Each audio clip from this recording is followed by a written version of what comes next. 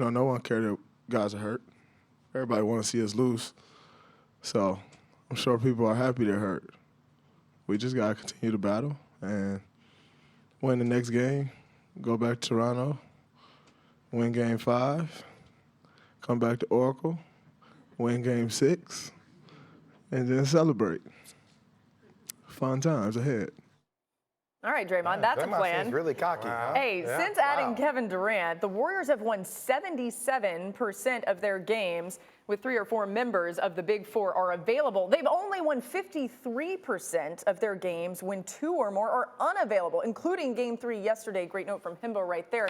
Guys, the Warriors were outgunned last night and lost handedly, but we kind of expected that to be the case. I do want to know, do you think now knowing how that game went, they made the right decision by sitting Klay Thompson? 1,000%. Long-term perspective. Stephen Kerr even said it, wisdom prevails in this one. You'd rather Klay have 4 days of rest as opposed to 2 days rest and then potentially having another injury or worsening that injury that he had before. And my whole thing is I like the fact that they waited until the last second to take him off the roster. You kind of kept Nick Nurse on his toes as far as strategy there, but it was the right move overall. No, it was the right move. And I think when you look at their entire team, when you already have Looney out and you have probably Andre Iguodala a little banged up, there was a temptation to maybe let him go, right? Or to let Klay play. There was probably a temptation, but these are the moments that are very, very pivotal in the NBA Finals. If he comes back healthy, right, then all of a sudden you look like geniuses. If you just can't overcome this deficit, then you start to question it. Can I take this to another point real quick? Nobody wants players to be hurt for Draymond Green. Yeah. Like nobody roots. I mean, people do root against the Golden State Warriors because they've won so much. But I think it's comments like that Draymond makes.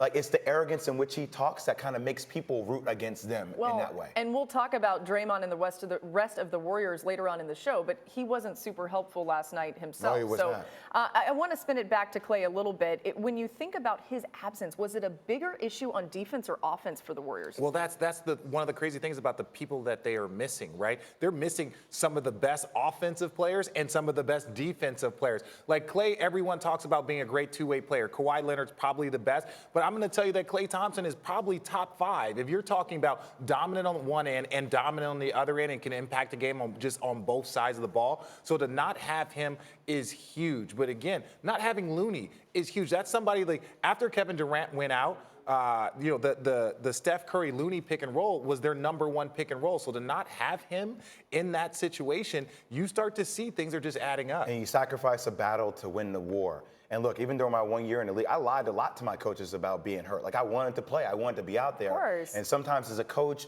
or as a front office, you have to protect the player from themselves. Okay, do we think that the Warriors can win the next 3 or 4? Now that you know everything that's going on, and we'll talk about Kevin Durant just more in a second, but do you still feel confident in what they can do? You never want to count out the champion, especially a champion that has this much history behind them. But it's starting to become increasingly scary, right? Because even if you drop Kevin Durant off in the NBA Finals at Game 6 or Game 7, that's not a guaranteed success. If Van Vliet starts shooting the ball like that, if Kyle Lowry, it could just not be your night. Don't tell me that if a healthy Golden State Warriors team and a healthy Toronto Raptors team, that Toronto still can't beat them one game. And it could get to a spot where they only need to beat a healthy Warriors team one game to win a championship. I'm going to say this as a fan, not somebody associated with Kevin Durant in their camp, because it's not coming from their camp. I don't know how Kevin Durant doesn't play in Game 4. Yeah. I don't know how Klay Thompson and Kevin Durant don't play in Game 4.